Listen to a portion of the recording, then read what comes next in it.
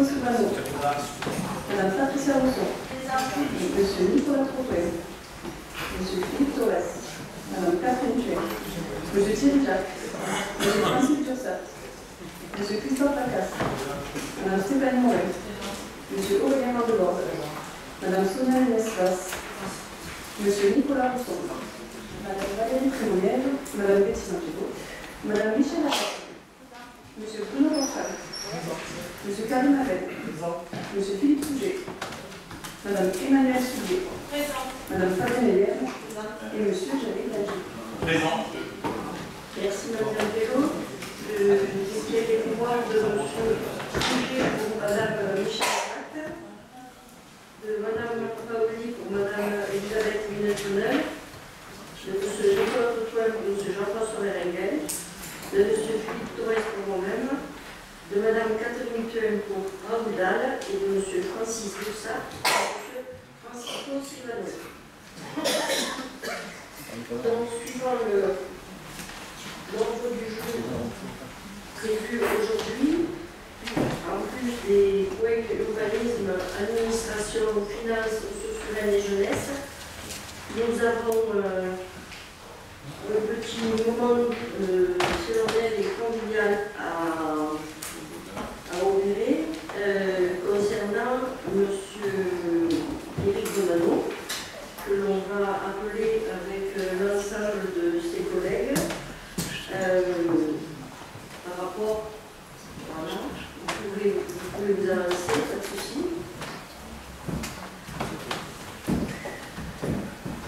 Donc, vous avez l'ensemble de l'effectif de la police municipale, plus l'effectif de collègue de M. Bonanno qui est de Marvejon. Donc, vous êtes là aujourd'hui,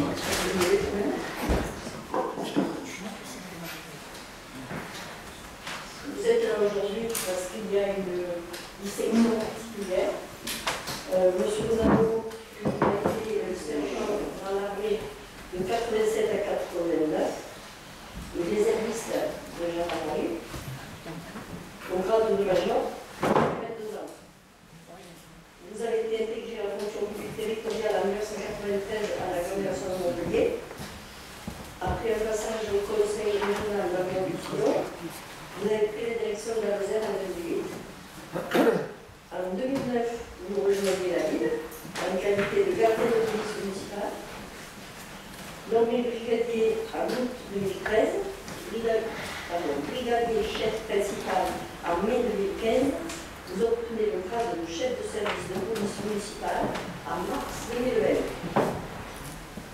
Le 31 juillet 2020, vous avez fait preuve de sang-froid et de détermination lors de l'interpellation de l'individu suite à la gestion de stationnement gênant avec ce dernier. Cet individu a tenté de fuir, c'est pas le seul, il y a un peu profond. En voulant l'interpeller, ce dernier a foncé sur vous à bord de son véhicule. Votre intervention rapide et maîtrisée a permis d'éviter toute blessure sans que vous ayez recours à votre arme de service. Par arrêté du 12 juin 2024, Monsieur le Préfet vous a décerné la médaille de bronze pour acte de courage et de dévouement. Il vous a fait l'honneur de vous la remettre lors de la cérémonie du 14 juillet sur le Foirax. Je tenais aujourd'hui à vous remercier en mon nom, au nom de l'ensemble des conseillers municipaux, également au nom de la population, pour votre engagement au quotidien, au service des administrés de loi et pour tout le travail que vous effectuez les unes et les autres.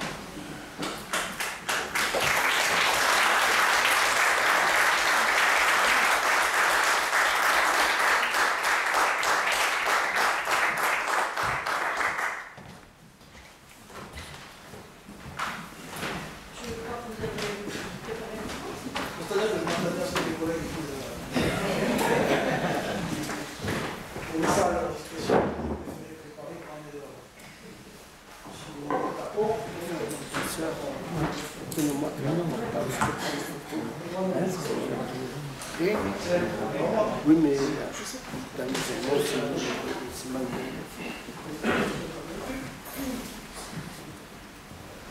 Madame le maire, monsieur le maire honoraire, monsieur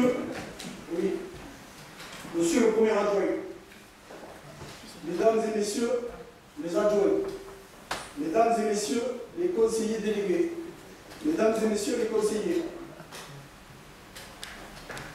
madame la directrice générale,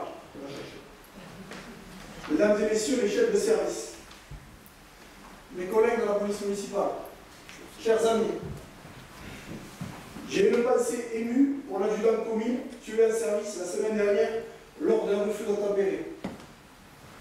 Comme moi, il s'appelait Eric. Comme moi, il était marié. Comme moi, il était père de famille. Si je suis là aujourd'hui devant vous, c'est qu'il y a 9 ans, M. Alain Bertrand, maire de Mende, et son conseil municipal ont fait le choix d'armer la police municipale. Et je les en remercie. Un refus d'obtempérer et la mise en danger d'une vie, juste pour un vol de numéraire dans une maison de retraite, pour une voiture volée, voilà le triste quotidien des forces de l'ordre dans ce pays, et même en Mende. Oui, j'ai sorti mon arme de service pour dissuader le fuyard de me foncer dessus, comme je l'aurais fait pour assurer l'intégrité physique de n'importe quel citoyen. Et cette action m'a sûrement sauvé la vie.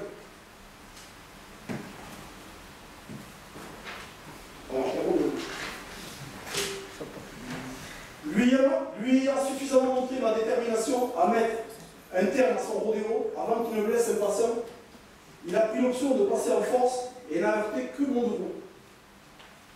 De mon côté, j'ai pris l'option de ne pas faire usage de mon arme de service afin de préserver la vie humaine parce que j'ai eu le choix. Non, la police ne tue pas. Je voudrais remercier à double titre celui qui fut mon patron pendant 8 ans, M. Laurent Suot.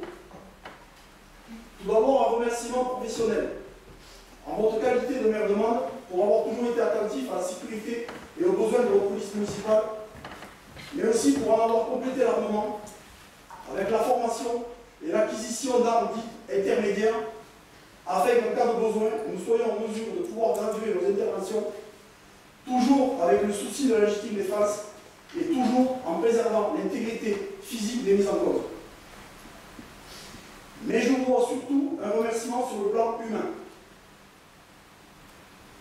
Alors que je traversais un moment douloureux dans ma vie de père de famille, je vous ai demandé de me démettre de ma fonction de chef de poste. Je craignais de ne plus être à la hauteur de celui qui avait été recruté pour moderniser la police municipale et je ne voulais pas, surtout pas, tirer le service vers le bas. Il vous aurait donc été facile de nommer quelqu'un d'autre pour qu'on change un petit soldat d'un revers de main sans y réfléchir à deux fois. Au lieu de cela, parce que vous n'êtes pas de ceux qui enfoncent la tête de celui qui voit la place, vous refusez ma demande. Vous me renouvelez votre confiance ainsi que celle du conseil municipal. Et 2 ans plus tard, sur proposition de votre directeur général, M. Hervé Adelin, après 6 mois en école, vous faites de moi le premier policier municipal de Mende nommé au grade de chef de service. Par ces mots, je voulais publiquement vous témoigner ma gratitude. À ce jour, je suis toujours le seul chef de service de PM dans le département. J'espère que dans un avenir proche, d'autres maires suivront la voie tracée par la ville de Mende, en nommant des agents encadrants et méritants à ce grade. Je pense à mon homologue et ami Arnaud Crescola de Marvajol, ici présent. Et à Lionel Chassant, à Mende, très apprécié par les Mandois, qui devra sans nul doute un jour me succéder. Je salue également mes collègues de la police municipale qui sont sûrement à l'origine de cette décoration. Exerçant les Lionel depuis un certain temps, je pense qu'il a dû harceler la préfecture pour que cette décoration annoncée par la préfète Valérie Hatch ne tombe pas dans les oubliettes après son départ. je vous souhaite bon courage, Madame le maire, pour négocier avec lui lors de vos échanges syndicaux. Quand il a une idée dans la tête, il l'a. Il n'a pas la tête.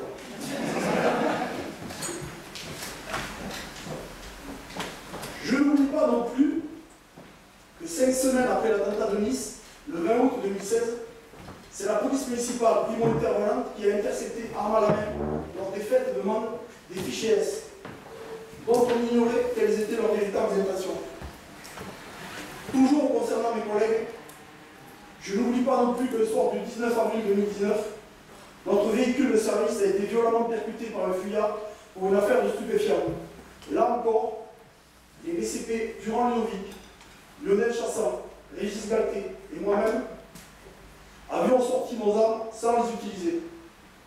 Parce que là encore, nous avions eu le choix. A noter que dans ces 3 événements cités, les auteurs ont été interpellés, déférés et condamnés grâce à l'excellente collaboration entre les 2 polices. Il est plus important que les hommes s'entendent plutôt que les conventions qui signent. Non, la police ne tue pas, et les policiers municipaux de Mans sont formés et restent professionnels malgré les difficultés.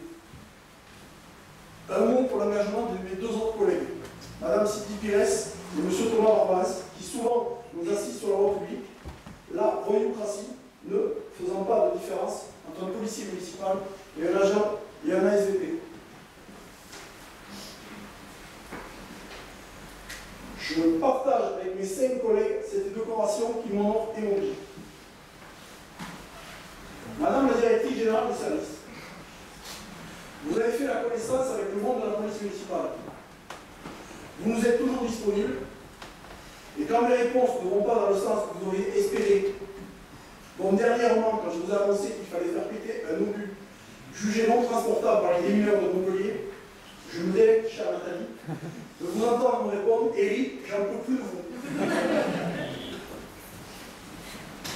Madame la maire, nul doute que vous serez une interlocutrice privilégiée et attentionnée pour votre police municipale, comme nous le serons vers vous.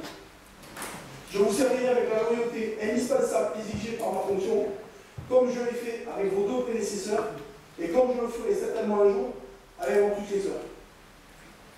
Madame Augarde, je vous suis très reconnaissant pour cette remise officielle de décoration qui met en lumière notre profession devant l'ensemble de votre conseil municipal. Je l'avais dit à mon père, lui-même chef de poste de police municipale en retraite. Mon épouse, les enfants, les 3,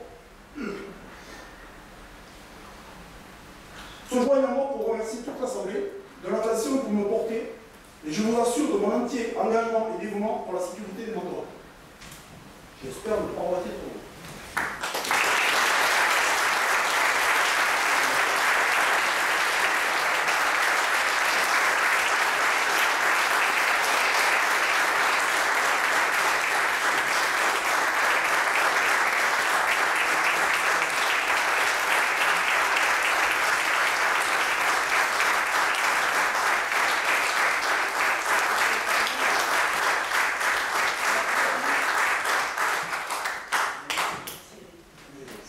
Merci à vous. C'est pas souvent qu'on a le loisir d'exprimer face au conseil municipal. C'est la première fois. Il faut la regarder, on va s'occuper. J'aime pas trop cet exercice quand même. Vous ne voulez pas. Merci, bonne soirée à tous.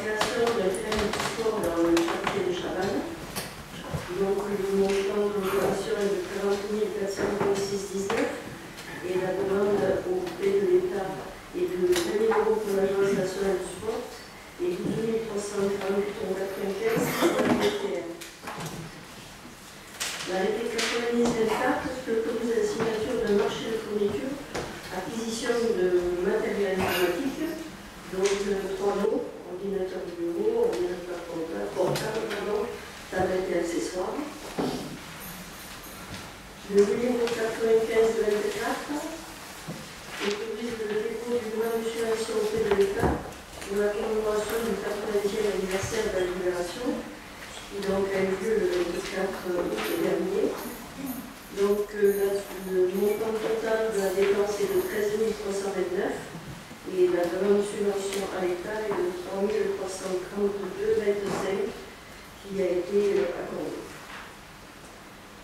Le numéro 96-24 a pour le contrat de mise à disposition gratuite pour 6 mois d'un local de 12 mètres carrés au chemin de Saint-Liquide avec l'association Le Cercle Lozérien de Généalogie. C'est à la salle 5 en dessous sur le rez-de-chaussée. Le 97-24, c'est la location d'un local de 45 mètres carrés 22, 14 avenue Foch, le CICAS Lozère, pour un montant de 4 322,30 € par an de loyer. C'est à la Colucci. L'arrêté 99-24, c'est un avenant pour l'extension du parking péllual, le lot 1, voirie réseau vert pour l'entreprise Colas. L'arrêté 103-24 approuve un contrat de location d'un local de 70 mètres carrés, 44 bis avenue de Novembre, c'est pour l'association locale du culte du témoin de Jéhovah, à raison de 300 € par mois de loyer, jusqu'au 31 janvier 2025. L'arrêté autorisant le dépôt des demandes de subvention auprès du département de la Lozère pour l'aménagement du parking de la cité administrative. Montant total de la dépense 11 191 hors taxes, des prix à 50 000, demande de subvention au département 25 000.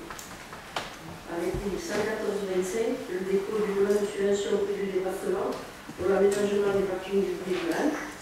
Donc sur 304 601 € de dépenses, 94 500 de demande GPR et 61 000 au département. Le 230 arrêté autorisant le dépôt d'urbanisme. Donc il s'agit d'une construction d'ombrières, rue de l'Octroi, rue du Chapitre et avenue de la Mine. Voilà pour les informations. Maintenant, le point numéro 1, c'est la délégation de pouvoir au maire. Et je laisse la parole à M. Robert. Donc les dispositions du CGCT permettent au conseil municipal de déléguer au maire un certain nombre de ses compétences. Aussi, afin de favoriser une bonne administration communale, il est proposé de modifier les autorisations données à Madame le maire comme suit. Arrêter et modifier l'affectation des propriétés communales utilisées par les services publics municipaux. Fixer dans le limite d'un montant de 2 500 € par droit unitaire les tarifs des droits de voirie, de stationnement, de dépôt temporaire sur les voies et autres lieux publics, et d'une manière générale des droits prévus au profit de la commune qui n'ont pas de caractère fiscal. Procéder dans les limites d'un montant unitaire de 4 millions d'euros à la réalisation des emprunts destinés au financement des investissements prévus par le budget et aux opérations financières utiles à la gestion des emprunts, y compris les opérations de couverture des risques des taux et de change, ainsi que de prendre les décisions mentionnées au 3 de l'article L718-2 et de l'article L2221-5-1 sous réserve des dispositions du C de ce même article et de passer à cet effet les actes nécessaires. Prendre toute décision concernant la préparation, la passation, l'exécution et le règlement des marchés et des accords cadres, ainsi que toute décision concernant leur avenant lorsque les crédits sont inscrits au budget. Décider de la conclusion de la révision du louage de choses pour une durée n'excédant pas 2 ans. Passer les contrats d'assurance ainsi que d'accepter les indemnités de sinistres y afférentes. Créer les régies comptables nécessaires au fonctionnement des services municipaux. Prononcer la délivrance et la reprise des concessions dans les cimetières. Accepter les dons et legs qui ne sont grévés ni de conditions ni de charges. Décider d'aliénation des grés à gré de biens mobiliers jusqu'à 4 600 €. Fixer les rémunérations et de régler les frais et honoraires des avocats, notaires, huissiers de justice et experts. Fixer, dans les limites de l'estimation des services fiscaux, le montant des offres de la commune à notifier aux expropriés et de répondre à leurs demandes. Décider de la création de classes dans les établissements d'enseignement. Fixer les reprises d'alignement d'application d'un document d'urbanisme. D'exercer au nom de la commune les droits de préemption définis par le code de l'urbanisme, que la commune soit titulaire de délégataire, de déléguer l'exercice de ses droits à l'occasion de l'aliénation d'un bien selon les dispositions prévues au premier alinéa de l'article L213-3 de ce code dans les limites de l'estimation des services fiscaux. Intenter au nom de la commune les actions en justice, de défendre de défendre la commune dans les actions intentées contre elle. Cette délégation est consentie tant en demande qu'en défense et devant toutes les juridictions. Régler les conséquences dommageables des accidents dans lesquels sont impliqués des véhicules municipaux dans la limite de 10 000 € par sinistre. Donner, en application de l'article L324-1 du Code de l'urbanisme, l'avis de la commune préalablement aux opérations menées par un établissement public foncier local.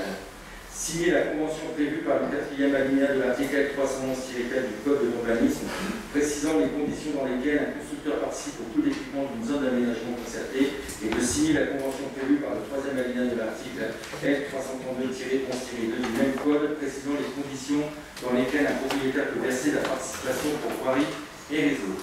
Réaliser une ligne de trésorerie sur la base d'un montant fixé à 3 400 000 € par année, civil et par budget. Exercer au nom de la commune, dans les limites de l'estimation des services fiscaux, le droit de préemption défini par l'article L214-1 du Code de l'urbanisme. Exercer au nom de la commune le droit de propriété défini aux articles L240-1 et suivants du Code de l'urbanisme.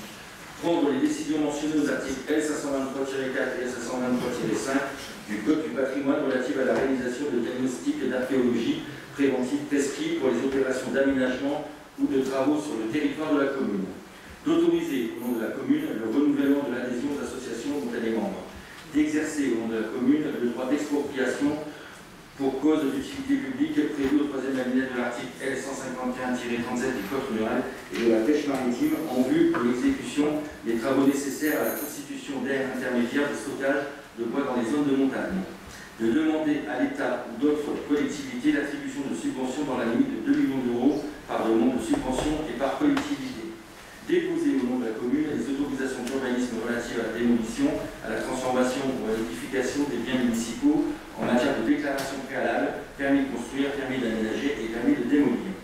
Le maire peut donner sous sa surveillance et sa responsabilité par arrêté, délégation de signature au directeur général des services et au directeur général adjoint des services de mairie, au directeur général et au directeur des services techniques, aux responsables des services communaux. Merci, M. Robin. Est-ce qu'il y a des observations? Alors, nous avons fait l'étude comparative de ce qui était précédemment donné, donc c'est à peu près la même chose. Mais pour remarque, comme précédemment, 4 millions c'est beaucoup d'autorisation d'emprunt. Le conseil municipal a vraiment le pouvoir de décision. 3,4 millions pour les lignes de trésorerie, même remarque. Donc, il arrive que nous votions, comme dans la suite, pour 28 mètres carrés de vente de terrain. Et donc, les 4 millions d'emprunts contractés, on ne vote pas. Nous avons juste une information à posteriori. C'est réglementaire, mais cela donne la mesure de ce que les vrais décideurs de cette majorité pensent des conseils tenus. Le but est vraiment de s'en passer le plus possible. Bon, merci, Mme Soubou. Ah, pardon, M. Allais. Oui, Madame la maire, concernant cette délégation de pouvoir qui nous avait été présentée précédemment, sauf erreur de ma part, il y a ce qui nous chagrine et qui nous empêchera d'être favorables à cette délégation, ce sont les points 3 et les points 4. Le point 3 qui nous permet donc d'effectuer un emprunt de 4 millions d'euros, sans demander l'avis à quiconque. Donc pour nous, incontestablement, c'est un seuil qui est beaucoup trop élevé. On ne peut pas accepter ce plafond, il est beaucoup trop élevé. Je pense d'ailleurs, je fais parallèle avec le projet de la maison de santé. Ensuite, j'espère qu'on en reparlera bientôt. Et ensuite, le point 4, Madame le maire, qui permet donc, à la lecture, qui permet au maire de passer tous les marchés au maire du conseil municipal, à l'exception, j'attire votre attention, à l'exception des marchés où une subvention de l'État est demandée. Là, il y a obligation de passer par le conseil municipal en vertu de la réglementation du moyen. Donc ce sont les deux raisons principales, par le reste, ce sont les deux raisons principales qui font que nous n'allons pas approuver ce premier point de l'ordre du jour. D'accord, en note de vos propos. Monsieur Portal, pardon. Oui, juste une question technique. Par rapport à l'autorisation 11, concernant donc le prix honoraire des avocats, est-ce que la protection juridique des élus s'applique à tous les membres du conseil? Oui.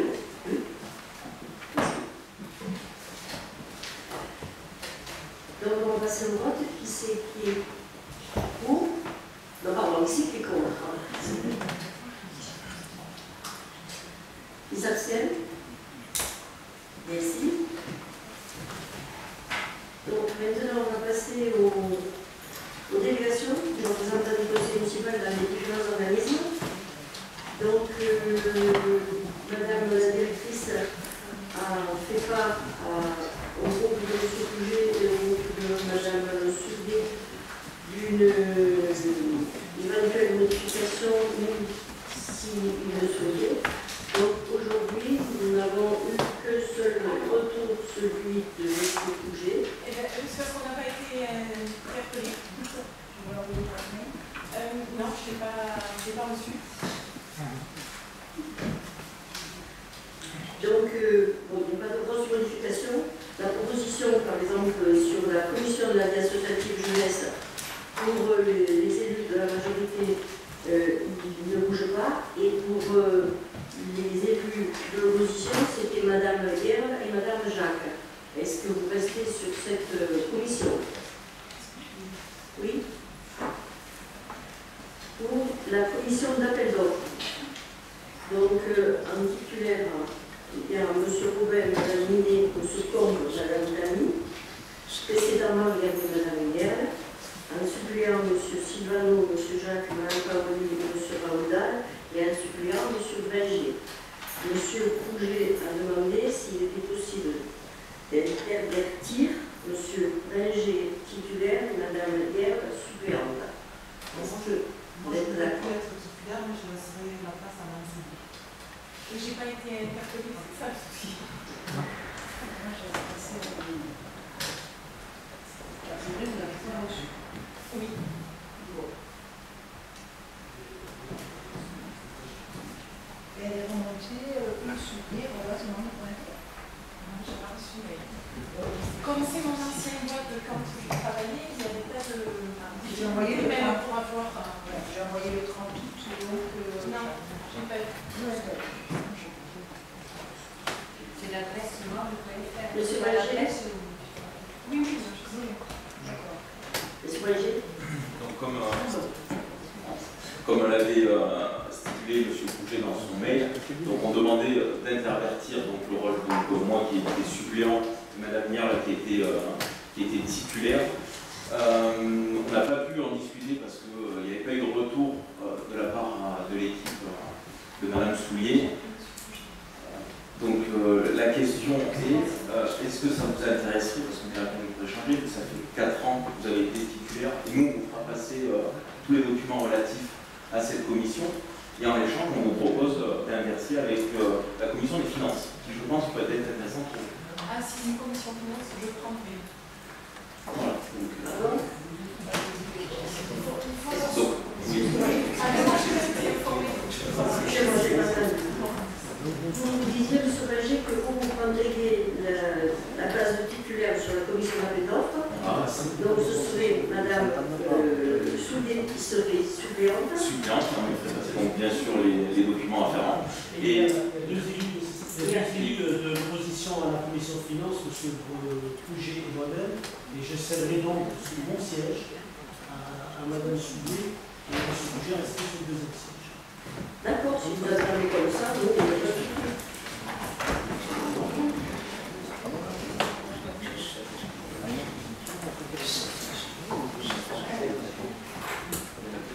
Vous avez juste le temps de le noter correctement avant de passer à la suivante.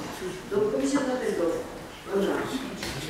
Bringer en titulaire, Mme Emmanuel Soulier en suppléante, et puis après on viendra sur la commission d'appel d'offres. La commission consultative des services publics locaux, il y avait M.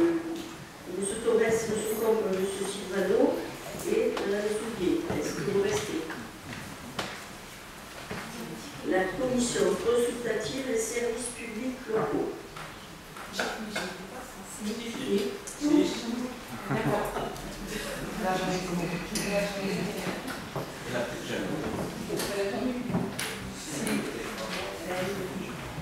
Si, elle a vu. Préalablement, mise en place une procédure de DSP. Elle a eu lieu, donc elle a eu lieu pour le travail Donc, on a trouvé aussi les services judiciaires. Ensuite, on a le CST. Donc, il y avait Mme Nunes, M. Robert, Mme Zampiero, M. Appel, et un suppléant, M. Martel, Torres, Lacasse, Thierry Jacques et M. Ringer. Est-ce qu'on reste comme ça?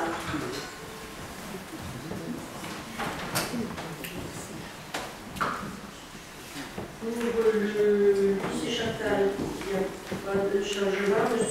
Valdemort et Mme Nunes, un titulaire, Mme Trémolière et Rousson, un suppléant. Pour Saint-Joseph, c'est M. Vandal qui devient titulaire et moi-même un suppléant. Pour Jean-Marie Joy, c'est M. Claude un titulaire, Mme Moret, suppléant. Pour les Terres Bleues, Mme Trémolière, un titulaire, Mme Moret, un suppléant. Concernant le conseil de surveillance de l'hôpital, Mme Elisabeth Minet-Connell. Concernant le groupement hospitalier de territoire de Lozère, le GHT, c'est moi-même et M. Suot. Concernant le jumelage, il y a 2 jumelages qui ne changent pas, Villarreal et Winzelen. Par contre, je peux vous donner une information intéressante concernant le jumelage de Villarreal. J'ai eu le mail ce soir, juste avant de venir, comme quoi il est très favorable à relancer le jumelage et à demander une rencontre qui va permettre de le relancer. Donc pour membre de Woodsidel, il y a M. Berenguel, Martin, Mme Nunes, Mme Trémolière, M. Philippe Pouget. Oui. Concernant les communes forestières, un titulaire, Mme Trémolière et un suppléant, M. Lacasse. L'ONF, un titulaire, Mme Trémolière et un suppléant, M. Lacasse. OSDE, Mme Trémolière. La commission restaurant, Mme Trémolière, Mme Piedot, Mme Tani, M. Nicolas Rousson. C'est bon? M. Nicolas Rousson. Mme Soulier. Là, on avait demandé sa place. D'accord.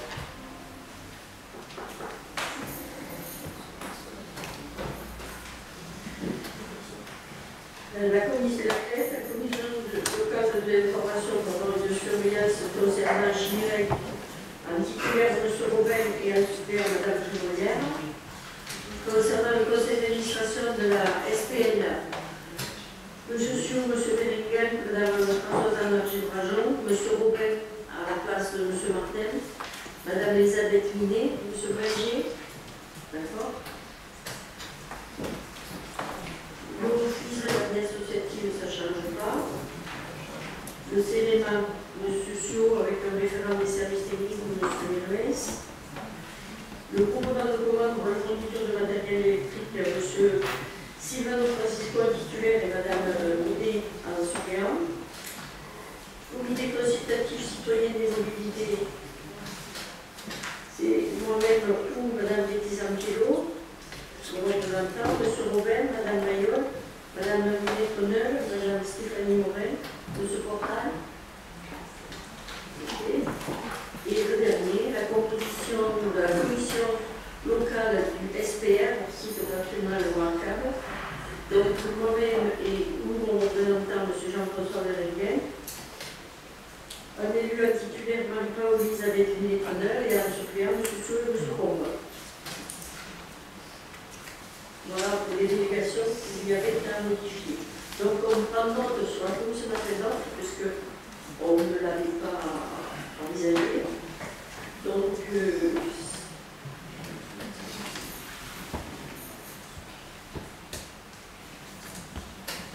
bon.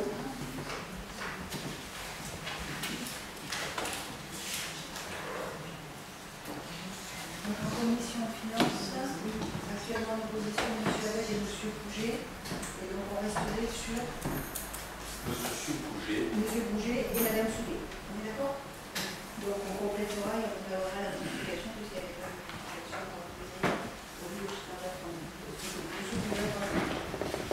Merci. Ok. Oui, c'est bon.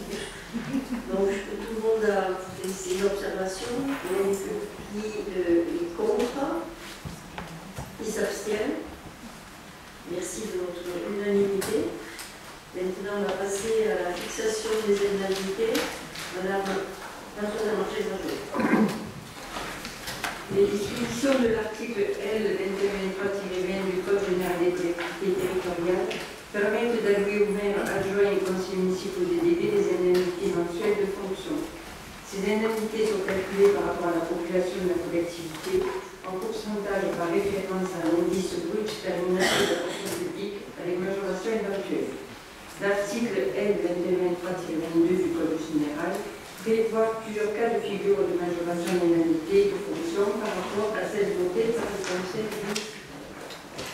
À ce titre, notre collectivité relève des premiers et des troisième tirés de l'article précité en ce qu'elle est respectivement commune, chef-lieu de département et station classée du tourisme au sens des livres 1er, titre 3, chapitre 3, section 2, sous-section 2 du Code du tourisme, chacune s'élevant à 25%. De plus, les dispositions du Code général prévoient que les délibérations du Conseil municipal concernant les indemnités de fonction d'un ou plusieurs membres sont accompagnées d'un tableau annexe récapitulant l'ensemble des indemnités allouées aux autres membres du Conseil municipal. Suite à l'élection du maire et des adjoints du 22 août dernier, dès lors, il est proposé de fixer l'ensemble des indemnités allouées aux membres du Conseil municipal conformément à la réglementation en vigueur, d'instaurer une majoration prévue conformément à la réglementation en vigueur, de prendre acte du tableau récapitulatif de l'ensemble des indemnités allouées aux membres du conseil municipal comme suit.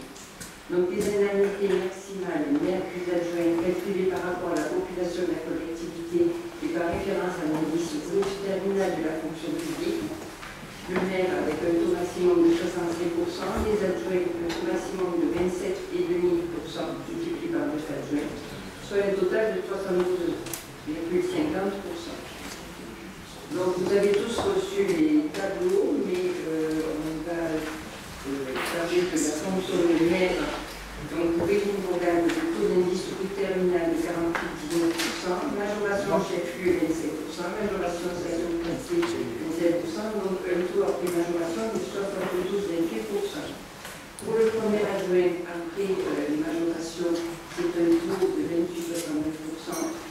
Pour les adjoints, c'est un taux de 20,25%. À noter que M. Lomancio ne prend pas d'indemnité pour ces indemnités.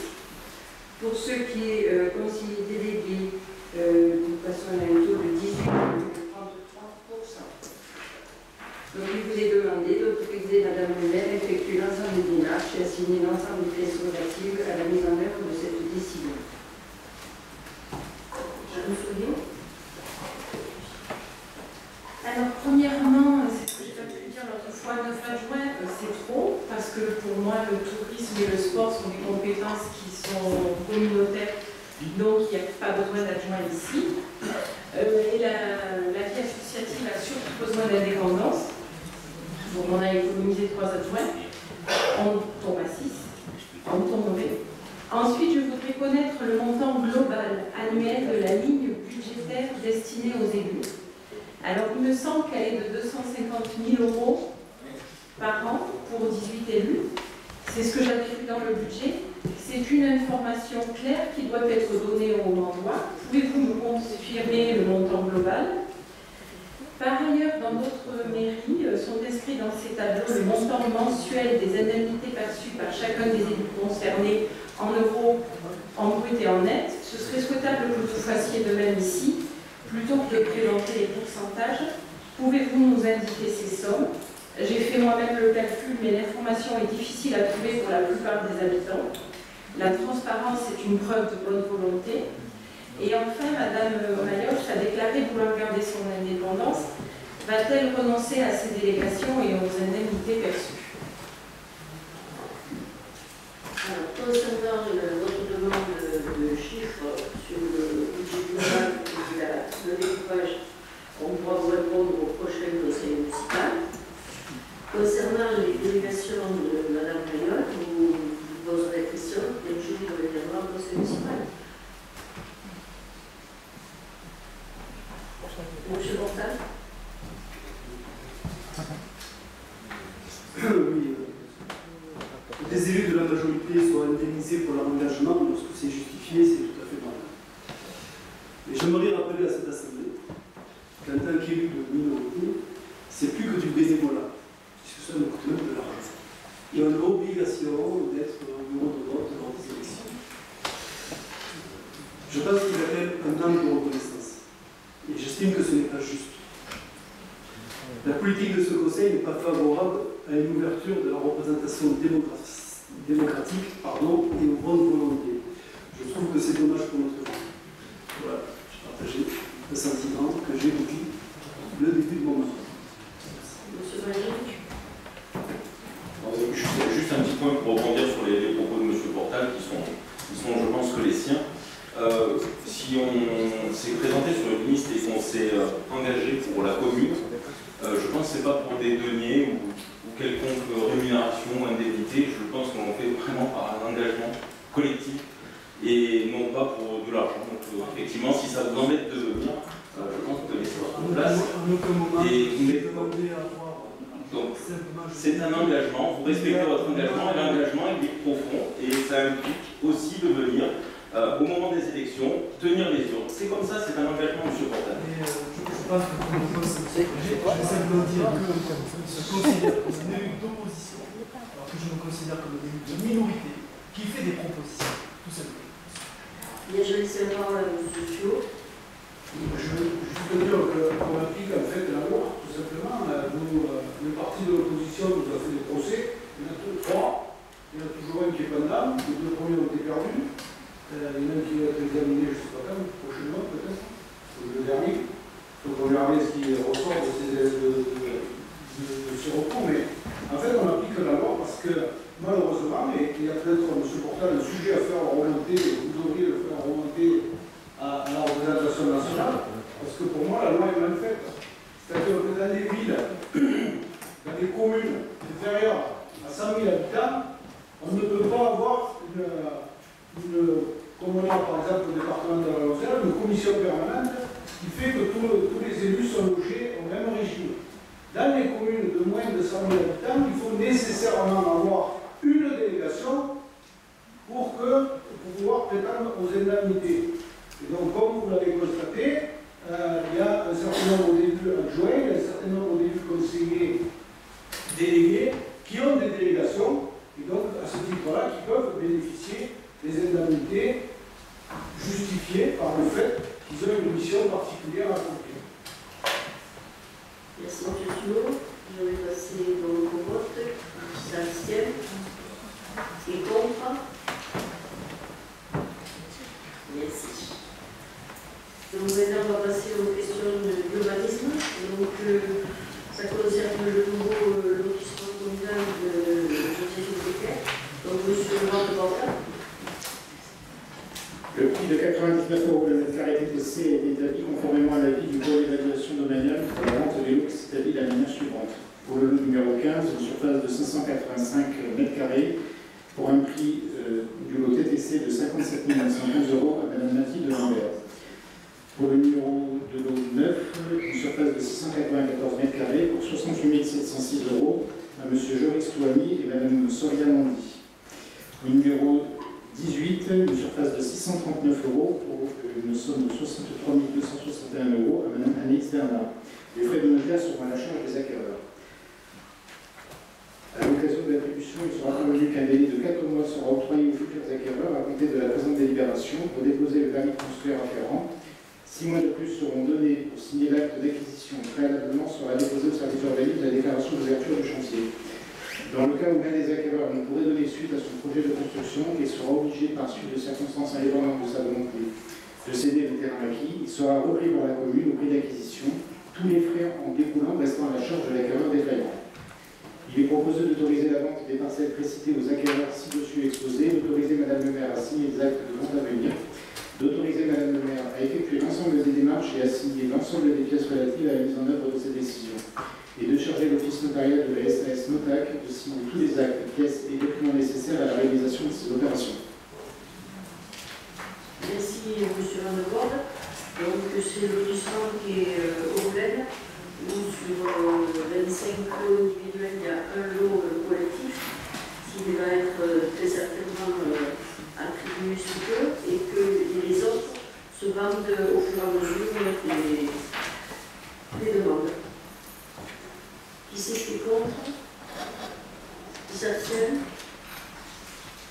Merci. Donc, une vente de M. Vincent à la commune de Londres, M. Tréjac.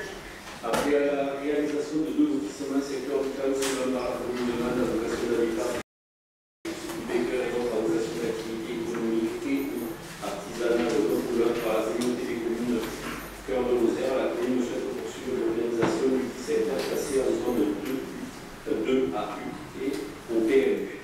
Cela implique également pour la commune d'avoir la maîtrise foncière de la zone.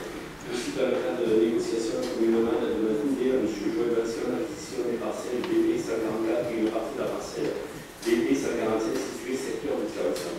Après réalisation de bornage de la parcelle BP 145 par la SARL Fage et associée chez le FSR et conformément à l'âge du pont de Doumania-Bouga, il aurait donc proposé d'acquérir de M. Joël Vincent les parcelles suivantes. Parcelle BP 144, 3515 m², 49 840 €. BP 954, 1301 m², 20 816 €. Le budget d'acquisition des parcelles par la commune de Londres à M. Joël Vincent, secrétariat à la chambre de la commune de Londres. Le professeur Madame Moulin a signé l'acte d'acquisition à intervenir par l'office SA Nota à Major. Merci, M. Jacques. Vous situez où sont ces terrains, c'est un prolongement du Chaos, et c'est pour continuer à acquérir du foncier pour de même pouvoir continuer les constructions. Donc, est-ce que vous avez peut-être apparemment à me souvenir? Alors, des points 5 à 8 inclus, la commune se porte acquéreur d'un peu moins de 18 000 m² de terrain supplémentaire en vue d'agrandir la zone économique de l'île Chaos. J'ai appelé différentes personnes du secteur économique, 3 ou 4, de notre bassin d'emploi, pour savoir si cela leur semblait opportun. Ils m'ont dit que les engagements pris pour le projet actuel de Chaos économique n'étaient pas faibles et que, vu la conjoncture actuelle, il était peu prudent d'envisager la suite. D'autant que, je le rappelle, la commune devra peut-être un jour se porter acquéreur des terrains achetés en vue de la création de la 2e zone commerciale, dont les charges, et pour en faire une zone peut-être d'activité artisanale, dont les charges sont pour l'instant supportées par la communauté de communes et qui coûtent chaque année à la communauté de communes au moins 25 000 € d'intérêt d'emprunt annuel et un PETR à rembourser. De plus, le PRAE sur la commune de Badarou à proximité n'a toujours pas trouvé de destinataire pour sa globalité. L'étalement urbain génère aussi des coûts, voirie, enlèvement des ordures qui doivent nous inviter à une certaine prudence. Oui au développement économique, mais ces charges supplémentaires pourraient nuire à ce développement économique. Et sur ce sujet, j'aimerais bien avoir votre sentiment, Madame Bourgal. Vous nous avez échappé, mais vous souvenez que nous ne sommes pas encore propriétaires de l'ensemble des terrains sur cette zone et que c'est pour préserver l'avenir. Ce sont des réserves foncières qui serviront aux futurs élus qui seront là dans quelques années, qui seront bien contents d'avoir du foncier pour pouvoir augmenter la capacité économique de la ville. De fait, on a déjà des réserves foncières. Mais il empêche qu'il y ait entre toujours. Est-ce qu'il y a qui est contre? Qui s'abstient? Qui s'abstiennent? Merci. La vente de M. Privat à la commune de Londres, Mme Elisabeth Nénéfrénel. Après la réalisation de 2 lotissements secteur Mouchard, l'un par la commune de Londres en vocation d'habitat et l'autre en vocation d'activité économique, artisanale et non polluante par la communauté de communes au cœur de Lozère, la commune souhaite poursuivre l'urbanisation du secteur placé en zone de AE. Cela implique en amont pour la commune d'avoir la maîtrise foncière de la zone. Aussi, dans le cadre de négociations, la commune demande à demander à M. Albert Privat l'acquisition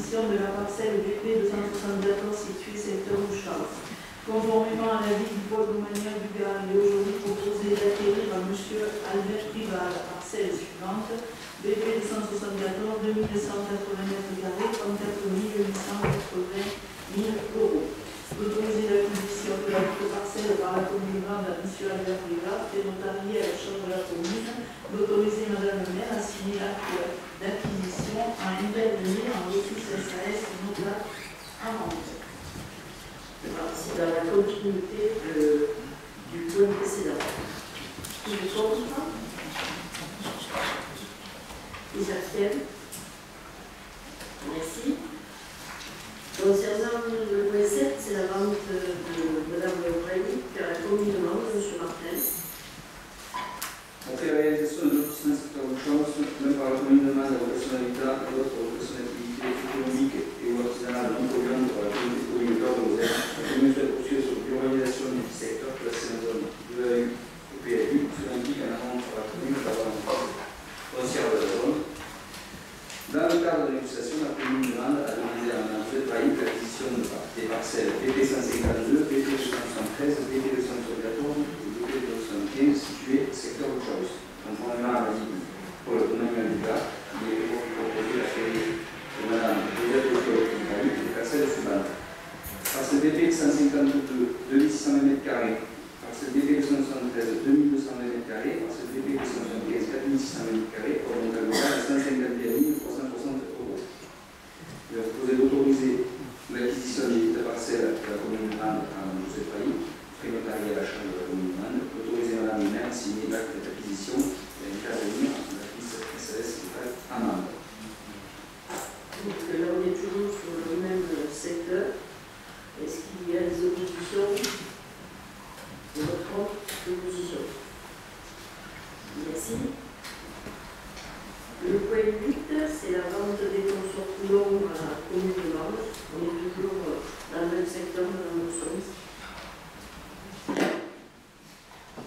Donc, je vous fais grâce du même préambule, sachant qu'il s'agit donc pour la commune de Mende d'acquérir des parcelles appartenant aujourd'hui au consort Toulon. Donc, il s'agit de la parcelle BP 652 pour une surface de 1911 m² et une somme de 30 576 euros. Autorisé donc l'acquisition de parcelle par la commune de Mende de consort Toulon, les frais notariés à la charge de la commune de Mende, d'autoriser Mme le maire à signer l'acte d'acquisition et d'intervenir dans le SAS contact à Mende. Merci Mme Rousseau. Qui est contre? Qui s'abstient? Merci. Le point 9, c'est le transfert de section de Chambrier de Chaval dans la ville de Mende de la Pétrolière. Donc, comme Mme Rousseau, je sais que le premier paragraphe, c'est identique aux deux derniers articles.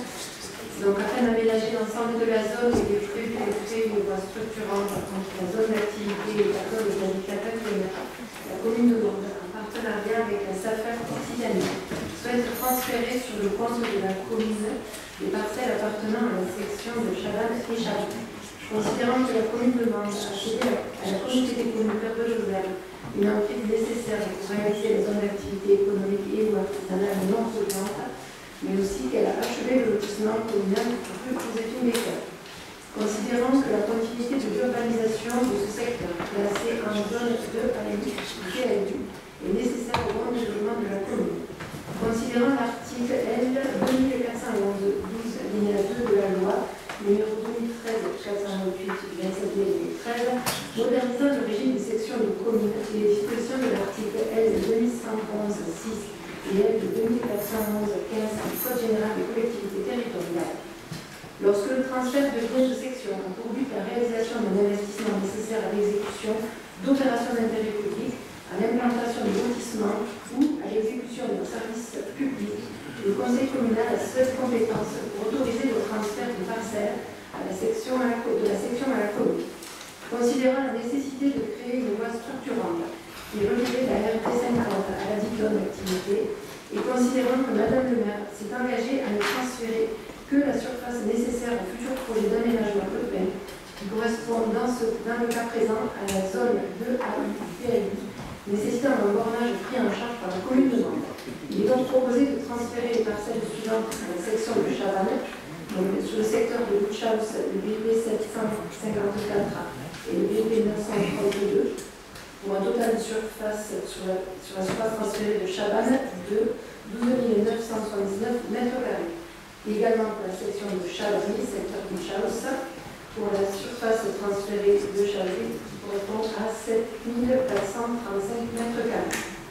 Sur les bases précitées, il est donc proposé d'autoriser Madame le maire à signer le transfert des dites parcelles et tous les documents relatifs à ce transfert et enfin d'engager la procédure auprès de la préfecture de Lozère afin que soit établi l'arrêté de transfert ainsi que la publication du dit arrêté conformément à l'article 11 de la loi 2013-428 du 27 mai 2013. Merci Madame Tremblay. Est-ce qu'il y a des questions? Et contre? Alors, les questions.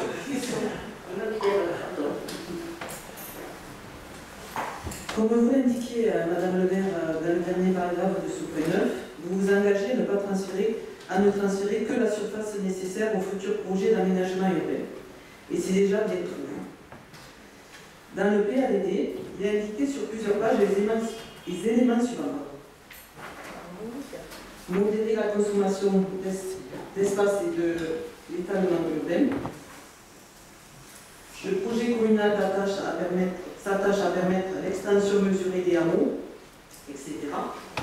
Mais malheureusement, l'étalement urbain est de plus en plus présent, au détriment de centres-villes abandonnés. Les villages n'ont plus d'indépendance et sont rattachés à des zones artisanales trop proches dont les habitants sont confrontés.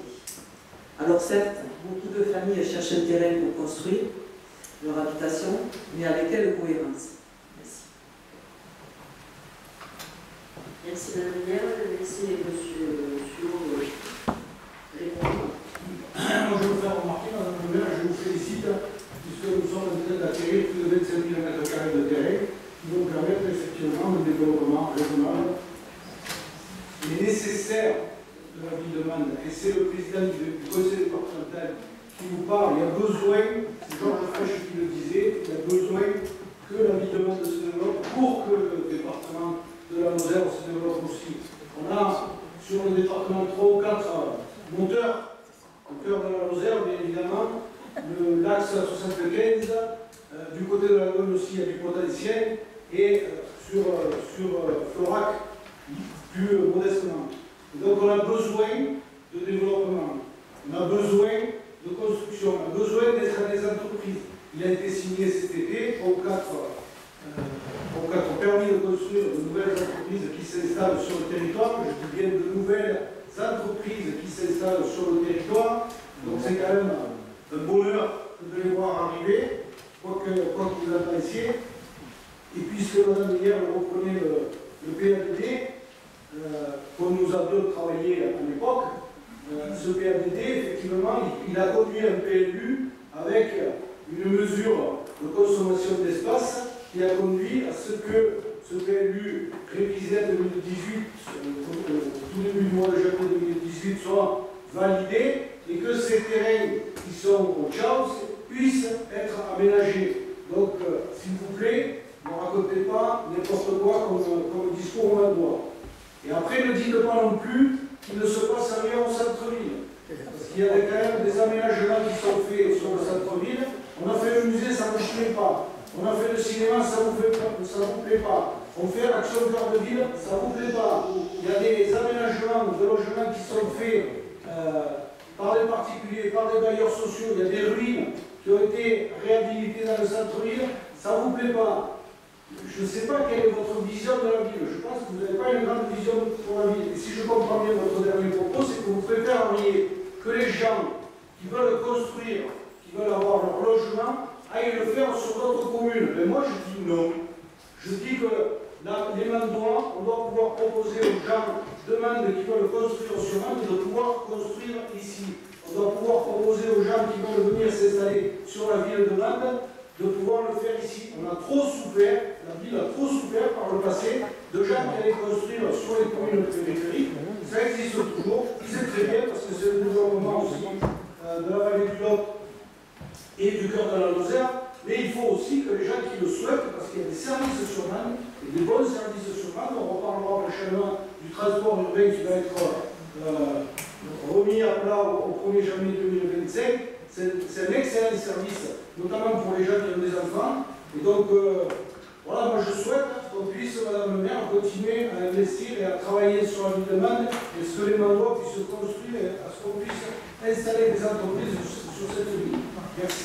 Merci, monsieur. D'autant que hier, on était en réunion sur l'OPH avec les créateurs qu'on a missionnés pour l'étude et qui faisaient ressortir qu'il y a un manque de logement social, non seulement sur Mende, mais sur l'ensemble de la Lozère, mais sur Mende, il y a un nombre très important de manque de logement et il y a un nombre très important de postes à pourvoir qui ne le sont pas.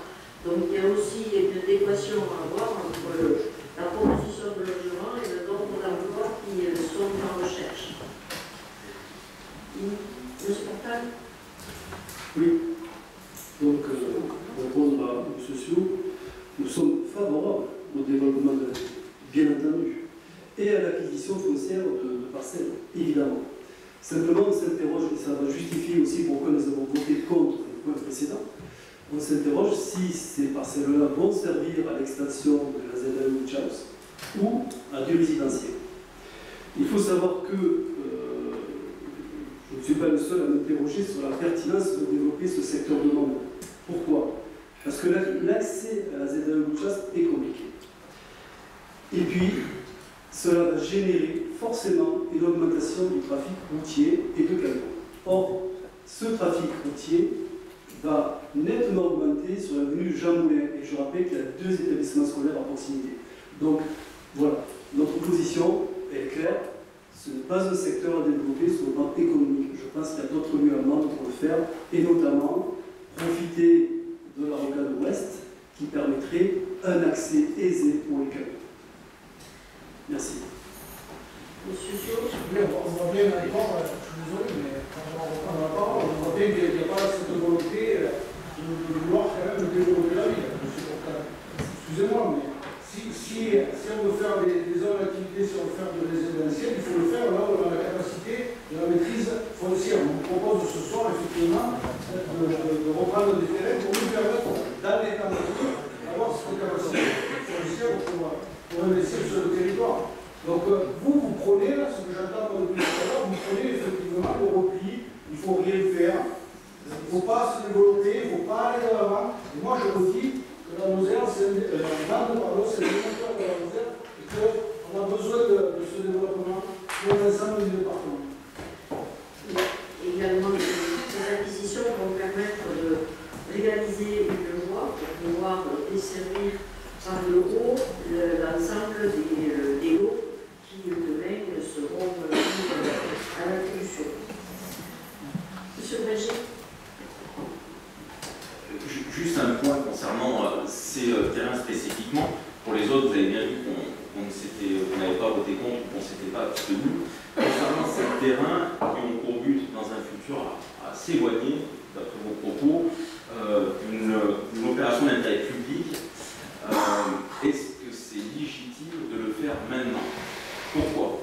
Je vous rappelle que nous avons eu la triste expérience, ou l'expérience amère de l'école de Chabris, qui appartenait à la section et qui s'est vue, pareil, détournée à des buts d'intérêt public, ça je comprends parfaitement, et qui au final n'a été qu'une simple opération immobilière à titre personnel pour une paire d'individus.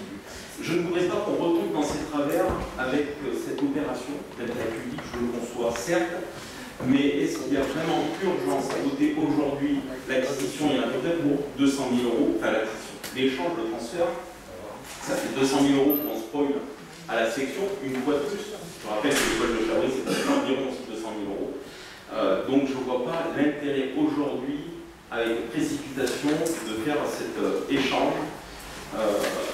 Non pas parce qu'on est contre le développement économique, parce que comme vous le savez, Donc vous savez bien, on y participe, nous, même élus de l'opposition, à créer des entreprises, à essayer de développer le centre-ville. Donc on n'est pas défavorable à ces projets-là, mais il y a un temps pour tout. Aujourd'hui, ça appartient à la section. Donc pourquoi ne pas le laisser à la section et de voir un petit peu plus tard, au moment où ce sera légitime d'opérer à cette opération d'intérêt public. Merci. Personnellement, je pense qu'il vaut mieux qu'on fasse les acquisitions quand on peut les faire, quand il y a l'opportunité, et pas attendre d'en avoir besoin, parce qu'on risque de passer à côté de terres qui sont nécessaires pour soit désenclaver les parcelles, soit faire des sorties ou des aménagements. Monsieur. Oui, en plus on a une échelle, donc avec la zéro artificialisation nette, et donc c'est important d'aller, à mon avis, vite dans cette opération, au risque de ne plus pouvoir rien faire dans les temps à venir. Monsieur Berger. Oui, donc M. Sio vient de me donner un élément de réponse supplémentaire, donc je comprends parfaitement qu'avec la loi il faut aller plus vite. Sachant que ça appartient à la section, nous serons toujours atteints avec un conseil municipal de s'approprier. Ce n'est pas d'un propriétaire physique en soi, ça appartient à la section. Donc à n'importe quel moment, on peut saisir ces terrains. On n'est pas obligé de le faire maintenant, autant d'attendre d'avoir une vision claire. Voilà, c'est notre point de vue, c'est pour ça qu'on votera contre. Comment on peut le faire aujourd'hui? Il vaut mieux que ce soit fait avec le restant. Donc je passe au vote. Qui est contre?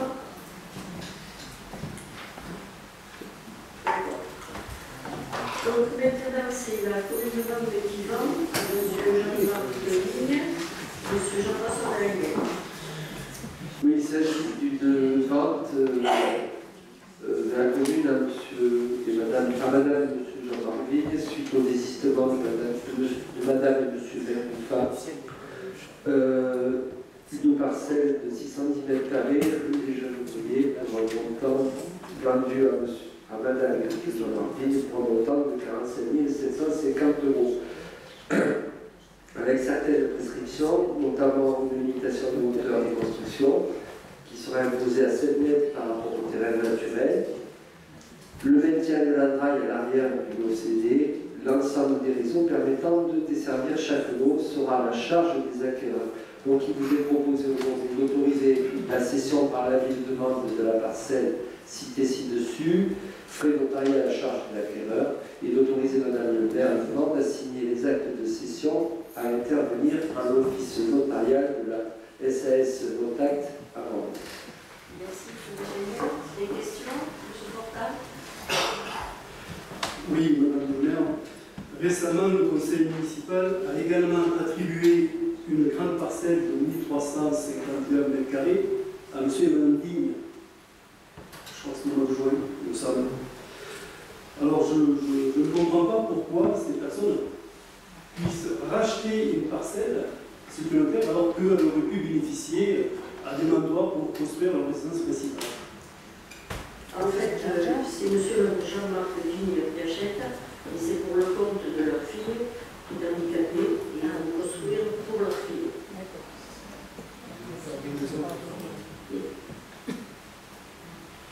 Monsieur Sur le compléter, c'est non, c'est pas ça.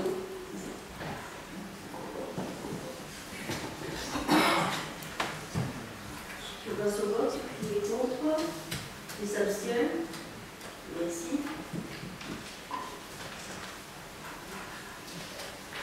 Le point contre, c'est la vente de la commune à M.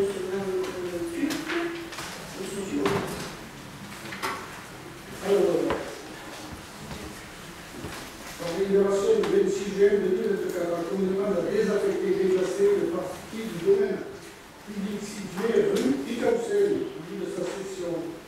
Aujourd'hui, M. et Mme Turc, Charbonnique et Muriel, ayant demandé l'acquisition, la commune demande de procéder à la vente.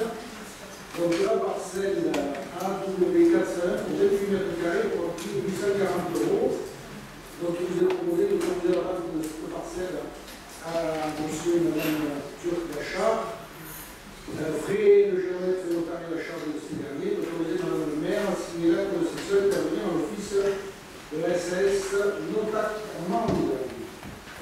Merci, M. Sur. ce sont des délaissés comme on a l'habitude régulièrement de le vendre et au préalable on avait fait la désaffectation. Qui est contre? Qui s'abstiennent? Merci. Le point 12, c'est la vente de la commune à la société STR. Monsieur Rousseau. En délibération du 15 mai 2024, la commune demande à désaffecter et déclasser une partie de la République en toute sa cession. Aujourd'hui, la SCI STR a demandé l'acquisition. La commune demande, c'est considéré à la pour l'évaluation du domanial du gars estimé la parcelle à 12 jours plus carrés, alors que tout le monde peut laisser dans le secteur. Les avis d'addition aussi en vue d'une homogenisation au niveau du prix, il peut y avoir un pour la vie. Et cité, c'était laissé à 10 €. Après réalisation de documents partage par la SAR page associée, vous proposez de céder à la SSI STR la parcelle suivante à 392 230 m², autorisé à l'entente de la parcelle désignée par la commune demande à la SCI STR, plus de journées de travail à la charge de ce dernier. Vous proposez dans le même signal de possession d'interdire au fils SAS au nom du Merci M. Rousseau. Là aussi, c'est un DLC, c'est sur le Cosdoge, c'est la société Ménadier. Et c'est en deux de droit de l'AG. Oui, je voulais savoir si dans ce DLC ne passaient pas des réseaux type eau ou électricité, et si c'était possible par la suite de construire un bâtiment. Ça permettra la construction d'un bâtiment ou l'extension d'un de leurs bâtiments. C'est juste ça. C'est complètement en cours de voir. Aujourd'hui, c'est un espace vert. D'accord. Il n'y a pas des récupérations d'eau de pluie, rien. Et vous avez fait la même délibération juste après, concernant la SCI de Ronquel, c'est comme geste. Donc, qui est contre? Qui s'abstiennent? Merci. Donc, M. Sylvain pour la SCI de Ronquel. Par conversion du 15 mai 2024, la commune de Valda a créé et déplacé la partie du domaine de sa section. Aujourd'hui, la SCI de Ronquel a demandé l'acquisition de la commune de demande pour procéder à la mise de l'eau originale de la première parcelle cédée à 12 € pour le 20 années, alors que toutes les autres vont être délaissées dans le secteur. Les années étaient de 10 € le 20 carré. Aussi, en vue de l'homogenisation au niveau du prix, il convient de passer de la vie précédemment cité pour céder et qui délaissés à l'export 20 carré. Après la réalisation du pouvoir de la passage de SRL il a proposé de citer à la SCI STR la parcelle suivante, la parcelle surface à la ouest de AR au prix de 1 550 €. Le deuxième appel de sa parcelle signifiée par la commune de Malte à la SCI de Ronquel.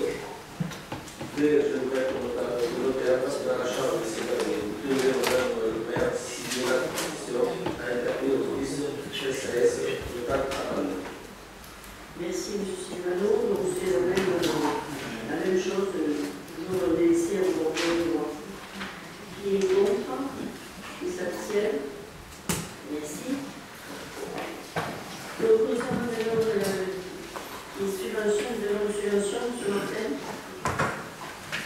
Création d'un multisport dans le quartier de Chaland. L'article R 2334-9-2 et R 2334-3 du Code général des collectivités territoriales fixe les conditions de recevabilité et de complétude d'une demande de subvention auprès des services de l'État. Les articles précités renvoient à l'état ministériel qui présente au niveau relatif aux pièces à produire à l'appui d'une demande de subvention présentée au titre de la création d'équipement du territoire ruraux. Cet arrêté est transposable à l'ensemble des demandes relatives au fonds d'État de l'État. Au titre des pièces à produire, l'article 1.1 de l'arrêté interministériel énonce la délibération du conseil municipal ou de l'organe délibérant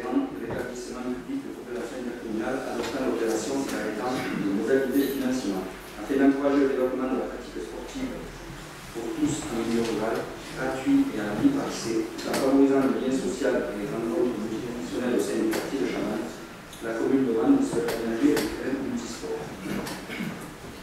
Les caractéristiques de l'équipement sont les suivantes. Une dimension 17 mètres par 11,41, avec mise en place de pieds latéral aluminium conforme à la norme NF 72, équipement sportif en accès libre pour le décret en vigueur, accessible à partir de 6 ans, terrain équipé de plages de football, handball combiné avec 2 paniers de basketball. Accessibilité aux personnes en mobilité prévue. Il est proposé d'approuver l'opération de création d'un terrain de sport dans le quartier de Champagne, d'arrêter le plan de financement de l'opération comme suit, un total de 48 436 €, subvention de l'ANS 20 000 €, subvention de l'État de l'intérieur 12 340 et par communal de 8 087,24 €. Merci M. Martel. C'est une demande de Jean Gérard, qui régnant depuis quelques temps. Donc, on donnera des informations à devoir réaliser. Qui c'est qui est contre? La parole. La parole, M. Fontaine. Oui, Madame le maire, à propos de ce terrain multisport, nous sommes bien entendu favorables et que cela puisse bénéficier à des jeunes. Mais vous n'êtes pas sans savoir que dans le quartier de Valcroze, il y a de nombreux jeunes, beaucoup plus qu'à Chaban, beaucoup plus. Ok, la suite. Or, Chaban n'est pas à côté de Valcroze. Et les jeunes, pour aller au terrain multisport, ils vont devoir traverser une route départementale qui est très fréquentée, qui le sera encore plus avec la zone d'activité économique. Donc je vous alerte sur un problème de sécurité, tout simplement. Monsieur Berger. Excusez-moi, je termine. Je rappelle qu'initialement, il était prévu un terrain multisport à Valcroze qui ne s'est jamais fait et qui ne se fera jamais. On avait bien travaillé un moment et c'est les riverains qui ont refusé à ce que ça se fasse. Je peux vous assurer qu'on a fait réunion sur réunion et où tout a été refusé sur 2 lieux différents. Il y avait combien de familles? Sinon, il y en aurait eu un en haut. Monsieur Béger. C'est assez redoute d'entendre ça de la part de M. Portal, alors que c'était le premier contre ce multisport à côté de chez lui. Mais bon, bref, on en reparlera plus tard. Mais, vous avez été le premier d'entre vous à être contre. Quand c'est chez les autres, ça vous arrange. Quand c'est chez vous, ça vous intéresse pas. Là, vous deux fois, M. Breger, s'il vous plaît, Bon, s'il vous plaît, on reprend sérieusement. Donc, qui est contre ce projet de multisport à Chaban? Qui s'abstient? Merci de votre unanimité. Donc, concernant une demande de subvention, Mme Bézan-Piello. Aménagement de la place Charles de Vallamande, délibération adoptant l'opération et approuvant les modalités de financement.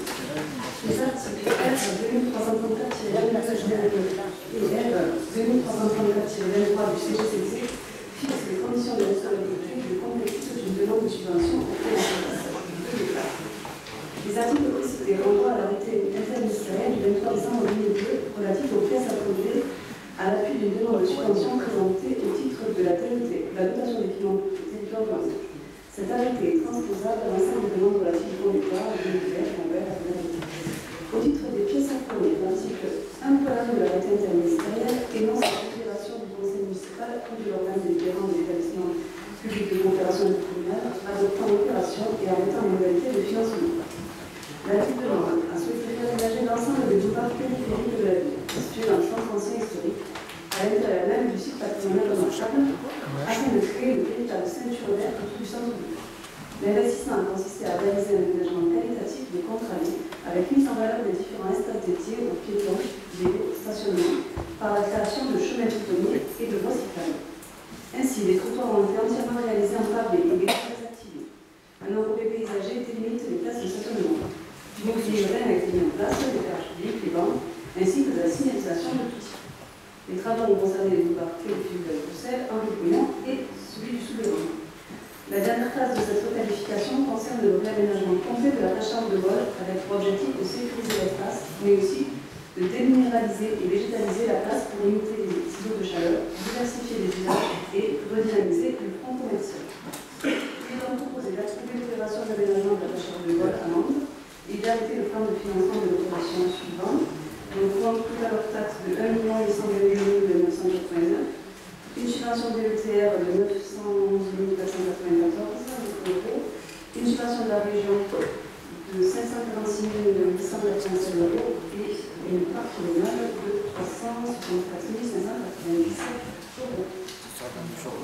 Merci Madame Angelo. Donc le sujet aujourd'hui n'est pas complètement finalisé, il est encore en cours d'étude. Quand il sera plus avancé, on vous le présentera.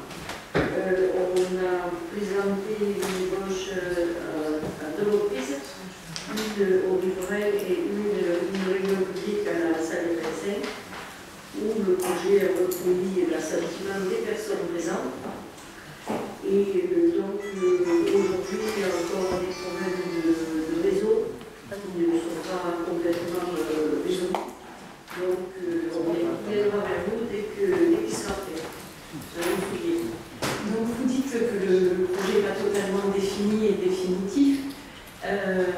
Est-ce que par rapport à l'enveloppe qui a été décidée, ce sera tout à fait proche de ce qui est énoncé dans la délibération? Oui, parce que ce qui reste dans la marge, ce sont des déplacements de réseau par rapport aux murets qui doivent être faits. Monsieur Berger.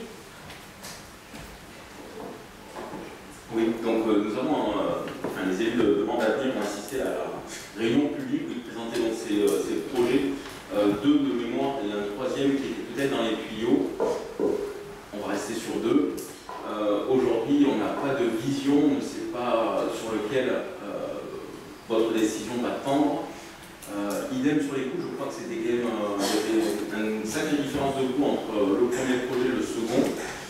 Savoir comment vous avez déterminé cette enveloppe, si vous avez tablé sur une fourchette haute pour que l'on soit tranquille et qu'on demande bien la subvention qui correspond, et surtout qu'on ait un projet concret à nous présenter au conseil municipal pour qu'on puisse délibérer en pleine conscience sur ce projet. Merci. Alors le projet qui a été retenu, c'est celui qui a reçu l'assentiment des personnes qui se sont déplacées ou des collègues qui sont venus ici, à savoir le projet avec des paliers et pas de grand mur comme sur un des 2 projets. Mais il n'y a eu que 2 projets en connaissance. Et le montant financier, c'est celui qui est proposé et étudié par les équipes techniques et le maître d'œuvre. Et il faudra rester dans l'enveloppe comme chaque projet. Il est nécessaire de maintenir et de faire en sorte qu'il n'y ait pas de dépassement d'enveloppe. Mais au prochain conseil municipal, on vous montrera sur l'index.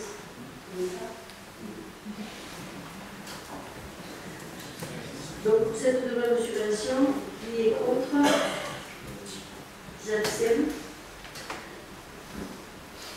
Merci. Donc, concernant les temps d'électrification, la forme de contrôle, c'est déjà. Le code général de collectivité territoriale de l'article N, c'est 7226, disponibilité 2007, 2007, les statuts syndicats départemental d'énergie et équipement de la Lozère, suite à la demande concernant les travaux d'électrification, les initiés après ou suite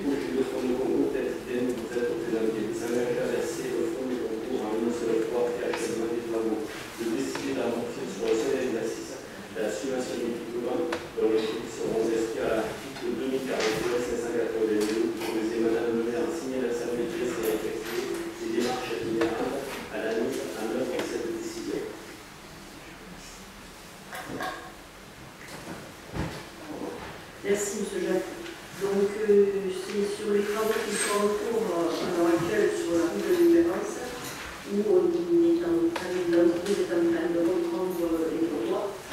Donc, voilà, l'enrichissement des réseaux, et c'est pour ça qu'on participe à la solution du concours au SDE pour réaliser cet enfouissement. Derrière, il y aura une couche de roulement qui sera effectuée pour laisser passer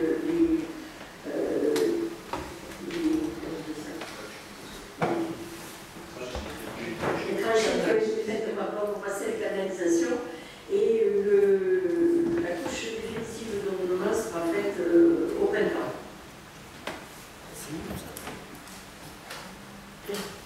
On passe au vote. Qui c'est contre? Qui s'abstient? Merci. Concernant les servitudes de passage de l'enrichissement par la Conseil ouvert.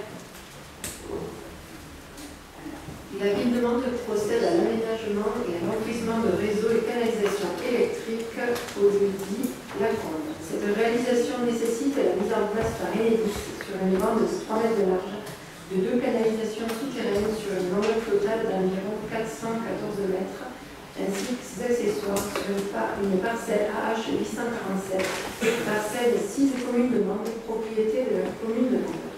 La convention est conclue à titre gratuit.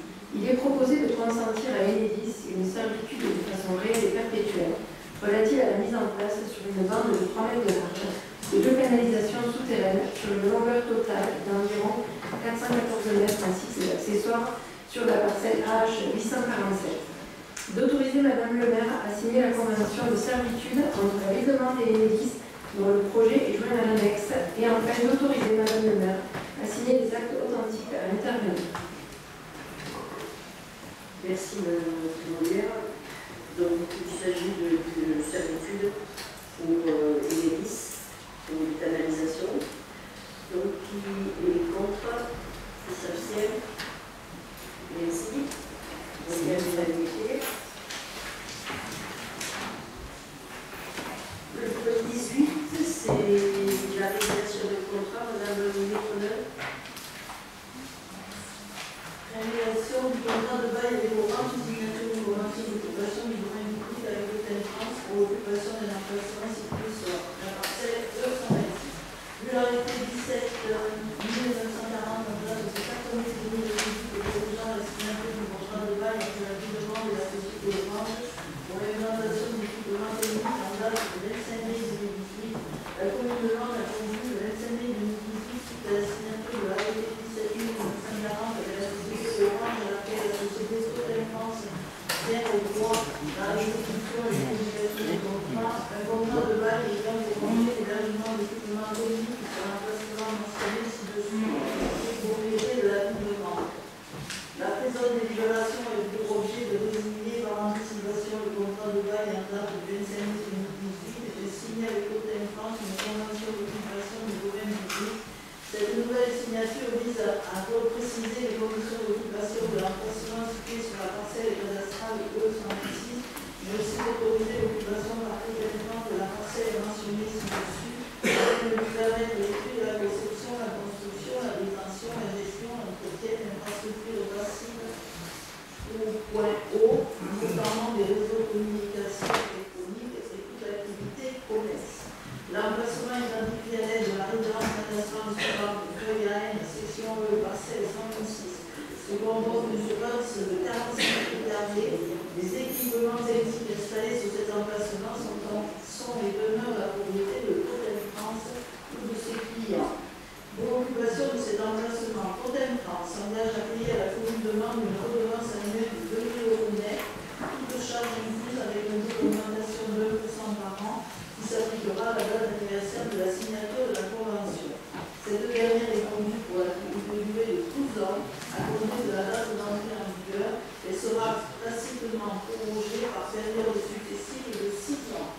Il est proposé aujourd'hui d'approuver par anticipation la résiliation de la convention signée le 28 mai 2018 avec Orange, d'approuver le projet de convention avec Total France tel que présenté en annexe, d'autoriser Madame le maire à signer l'ensemble des pièces à la effectuer les démarches inhérentes à la mise en œuvre de cette décision. Merci, Mme Lunet. Est-ce qu'il y a des questions? Donc on passe au vote. Qui est contre? Qui s'abstient? Donc il y a l'unanimité, merci. Donc, le finance, je laisse la parole à M. Combe pour la décision législative. Le protocole de sécurité dit précédemment que les travaux de la rue de l'Espérance auront besoin de ça, mais je vous ai proposé une décision modificative numéro 1 sur le budget 2024. Ça concerne en fait l'investissement, donc en dépense d'investissement au compte 45, 30 au compte de tiers, 250 000 € et en recette la même somme au même compte.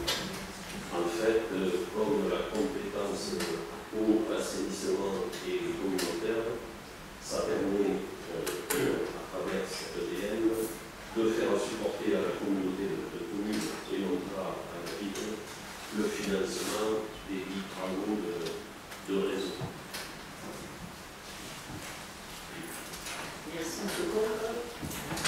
Des questions? Je passe au vote. Qui est contre? Qui s'abstient? Merci. Le point 20 concerne une subvention nationale.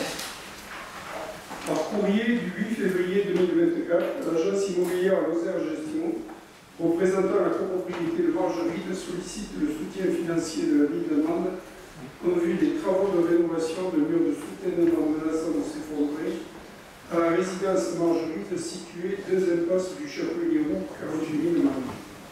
Chapelier Roux, il n'y en a pas de nom. Afin d'accompagner la démarche de rénovation et compte tenu du risque que fait un projet sur la voirie communale, risque en cas d'effondrement du mur que les riverains se retrouvent bloqués pendant une durée déterminée, la ville demande entend participer financièrement au moyen d'une subvention d'équipement d'un montant de 5 000 €. Il est donc proposé d'attribuer une subvention exceptionnelle d'équipement à la copropriété de Margeride d'un montant de 5 000 €, d'inscrire les crédits budgétaires à la prochaine décision modificative. Merci, M. Dalle. Donc, je pense que vous êtes tous, c'est en face du gymnase de Saint-Privat, sur la voie montante, le mur qui se tient la route risque de lâcher, ou à lâcher même. Est-ce qu'il y a d'autres questions? Des questions, pardon. Qui est contre? Qui s'abstient? Merci, voté à l'unanimité. Le point 21, c'est toujours M. Dalle. Attribution d'une subvention exceptionnelle au comité des fêtes pour l'organisation du concours de pétanque. La ville demande à la volonté de poursuivre son aide auprès des associations locales participant au dynamisme de la ville. Participant au rayonnement de la ville lors des grandes fêtes de Mende, le comité des fêtes de la ville de Mende sollicite une aide financière de la collectivité suite à l'organisation du concours de pétanque. Il est donc proposé d'attribuer une subvention exceptionnelle au comité des fêtes d'un montant de 1 500 €, d'inscrire les crédits budgétaires à la prochaine décision modificative. Merci, M. Dalle. Il n'y a pas de questions. C'est vrai, M. Bringer, pardon. C'est juste pour préciser que Mme Michel Jacques ne participera pas au vote, étant donné qu'elle fait partie du comité des fêtes, mais par contre elle votera au nom de M. Pouget. Tout à fait. Merci. Donc, qui est contre? Qui s'abstient? Merci. Abstention. Le point 22, Mme Amargé-Braillon, la modification du tableau des effectifs. Oui, donc vous avez reçu le tableau des effectifs de la collectivité qui avait été voté lors du conseil municipal du 20 juillet. Donc vous avez pu le voir, enfin, je vous passe en détail le tableau. Il y avait donc 175 postes budgétés et 168 pourvus. Depuis, les mouvements de personnel, les besoins des services et les évolutions de carrière nécessitent la modification du tableau des effectifs. Il est donc proposé de modifier comme suit le tableau à compter du 6 septembre 2024. Il y a la création d'un poste d'adjoint technique à temps non complet. À compter du 1er octobre 2024, suppression d'un poste d'adjoint technique à temps non complet. Suppression d'un poste d'adjoint technique à temps non complet également. Suppression d'un poste d'adjoint technique principal de première classe. Suppression d'un poste d'ingénieur principal. Création d'un poste de technicien et création d'un poste d'adjoint technique. Donc après prise en compte des modifications successives ci-dessus, le tableau des effectifs sera le suivant à partir du 6 septembre. Donc vous avez eu le détail. Et on voit qu'il y a 174 postes de plus qui étaient au final et 166 postes pourvus. Merci Madame Marquet. C'est l'avis. Madame Soulier. Alors, je voulais faire une petite intervention. Je souhaitais savoir d'abord combien d'agents sont affectés à la propreté des rues et des toilettes. Ça peut sembler trivial, mais c'est très très important. Il me semble que le nombre n'est pas suffisant. Il semblerait que lorsqu'ils partent en congé, il n'y ait pas toujours de remplaçants. J'ai remarqué ces temps derniers que nous avions des problèmes de propreté sur les trottoirs assez conséquents depuis peu de temps. Donc il serait bon d'engager plus de salariés à ces postes et de les valoriser pour garder un nombre suffisant et constant d'employés. En tous les cas, ceux qui sont en charge, qui ont en charge ces tâches, doivent avoir notre considération et notre reconnaissance. Pour moi, c'est les postes presque les plus importants de la collectivité.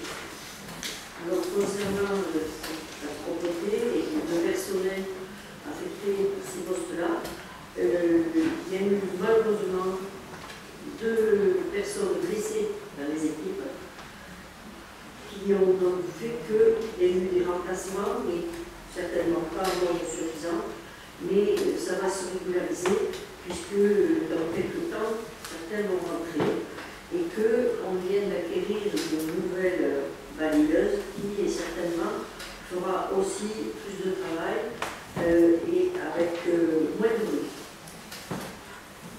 Alors, toutefois, rien ne remplace la main de l'homme. De temps en temps, il faut qu'elle soit là. Et je voudrais savoir combien ils sont affectés en temps normal à ces tâches-là. 6. D'accord. Il y en a 2 en maladie à l'heure actuelle. Il y a un accident de travail pour un et maladie pour l'autre. C'est ça?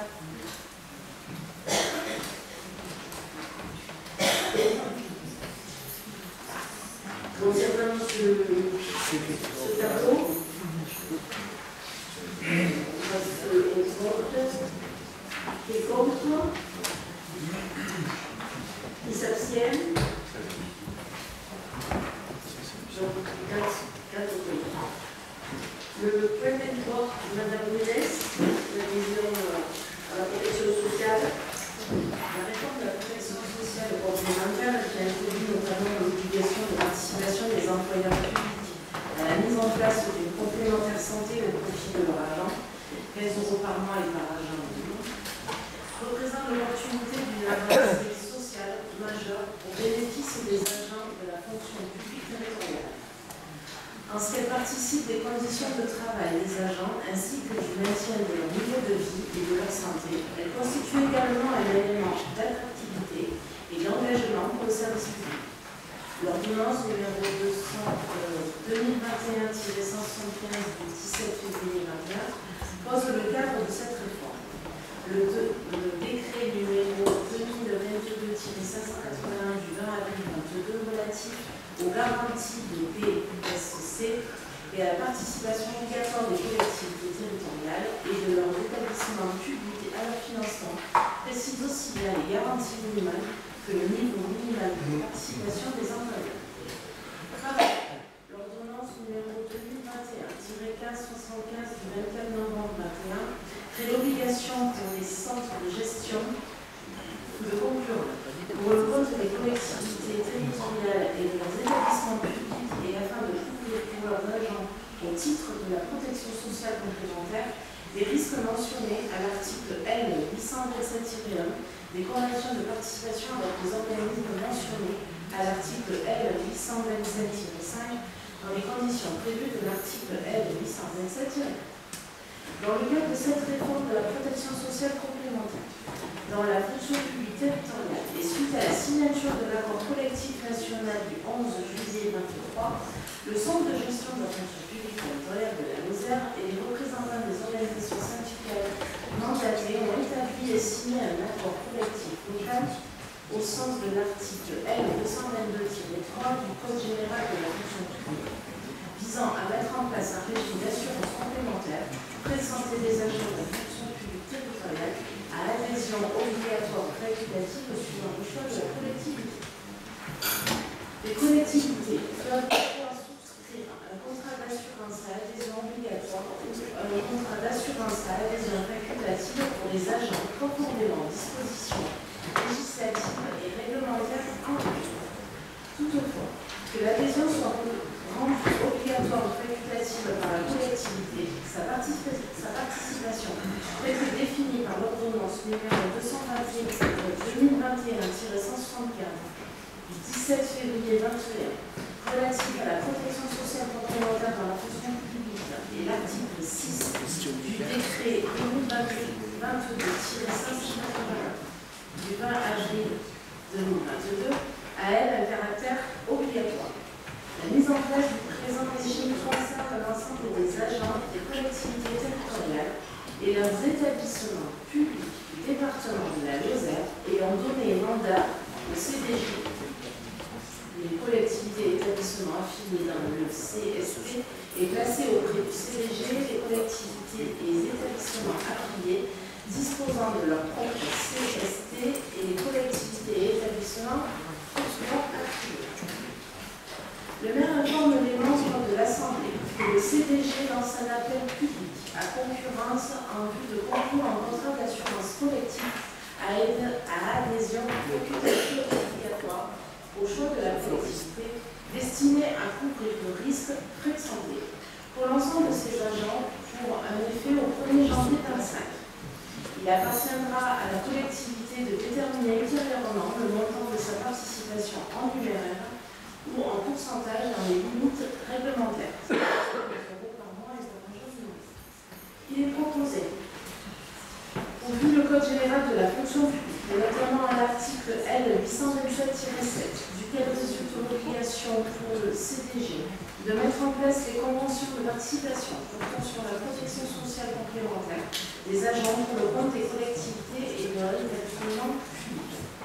Vu l'ordonnance numéro 2021-174 du 17 février 2021 relatif à la négociation et aux accords collectifs, vu l'ordonnance numéro 2021-175 du 17 février 2021 relatif à la protection sociale complémentaire dans la fonction publique, vu le décret de 2022-581 du 20 avril 2022 relatif aux garanties de protection sociale complémentaire et à la participation obligatoire des collectivités territoriales et de leur établissement public à leur financement, vu l'accord de méthode nationale du 12 juillet 2022 établi par les partenaires sociaux, vu l'accord collectif national du 11 juillet 2023 portant réforme de la protection sociale complémentaire dans la fonction publique territoriale, vu l'accord de méthode départementale du 16 mai 2024 établi par les partenaires sociaux, vu l'accord collectif local du 10 juillet 2024 instituant un régime complémentaire de remboursement de frais de santé, et vu l'avis du CST de la ville de Mans du 1er juillet 2024 de rejoindre le CST placé auprès du CDG 48, considéra la présentation de l'accord du CST du CDG du 11 juillet 2024 d'adopter l'accord collectif du 10 juillet 2024 instituant un régime complémentaire de remboursement de frais de santé au bénéfice des agents des collectivités territoriales du département de la Lozère. Merci, Madame Dénès. C'est un travail qui est mené avec les collectivités et le centre de gestion de la fonction territoriale. Monsieur Sios veut bien nous donner plus d'explications. Oui, en plus, simplement pour dire que c'est une belle avancée, puisque c'est travailler dans le marbre, quelque chose qui est en place dans certaines collectivités. Donc, moi, je voulais saluer ce qui avait été fait, à la demande depuis longtemps, parce que là, il y a une obligation de prise en charge de vu le plafond à 30 €, donc 15 € par agent. Et nous, il y a bien longtemps, on a dit demande à la communauté de communes au cœur de Lozère, au centre intercommunal d'action sociale, qu'on est au-delà de ça, puisque si j'ai bonne mémoire, ça doit être qu'on doit participer à hauteur de 25 €.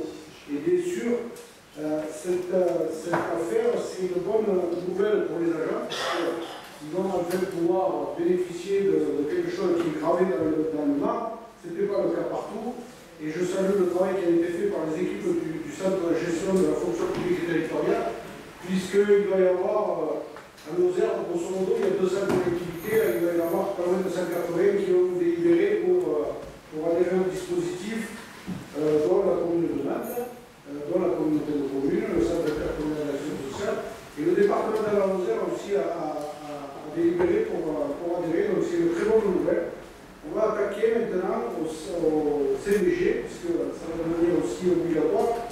La prévoyance donc, pour l'année prochaine, donc on proposera un dispositif aussi global qui est au bénéfice d'une mutualisation maximale des agents des collectivités locales, et donc qui est au bénéfice des 10 agents, puisqu'ils bénéficient de l'effet de masse sur les prix qui sont proposés par les divers organismes qui assurent cette complémentaire santé.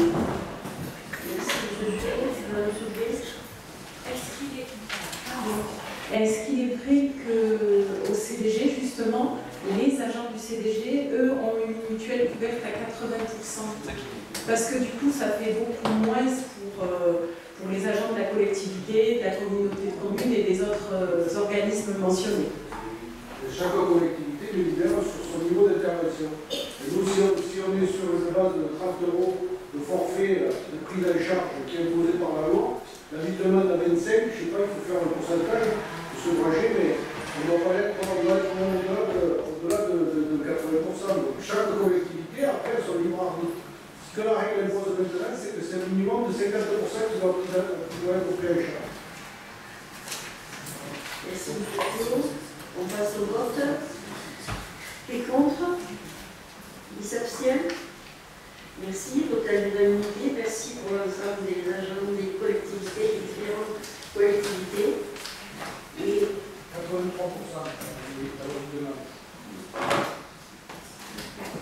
le point 24, Madame Morin, s'il vous plaît, pour les écoles. C'est la dérogation du principe d'organisation du temps scolaire. Donc le décret 2017-1108 du 27 juin 2017 du Code de l'éducation rappelle le cadre réglementaire d'organisation de la semaine scolaire, c'est-à-dire la semaine scolaire à l'école maternelle et à l'école élémentaire qui comporte tous les élèves, 24 heures d'enseignement scolaire réparties sur 9 demi-journées. L'ensemble des écoles publiques manquoises bénéficient d'une dérogation de la semaine scolaire qui leur permet de travailler 24 heures réparties sur 8 demi-journées, excluant le mercredi matin. La demande de dérogation auprès du directeur du service académique doit être renouvelée tous les 3 ans pour être soumise au comité social d'administration spéciale du département et au conseil départemental de l'éducation nationale. Il est donc proposé d'approuver cette demande de dérogation et de donner le pouvoir à Madame le maire pour signer l'ensemble des documents relatifs à l'organisation du temps scolaire. Merci Madame Morel. C'est une délibération que l'on prend déjà depuis quelques années. Donc, d'abord, Madame la parole. Oui. Bien sûr que je suis pour cette dérogation depuis des années, mais je pense aussi qu'il est également important de pouvoir, en personnel suffisant, les maternelles afin d'éviter les problèmes de dysfonctionnement au sein de ces écoles, et que les élèves et le personnel soient dans les meilleures conditions et que l'accueil soit le meilleur possible. Merci Madame la Présidente. Donc, on a terminé pour ce conseil municipal. Ah oui, donc, qui est contre cette délibération? Qui s'abstient? Merci, voté à l'unanimité. Donc, merci pour cette deuxième conseil municipal.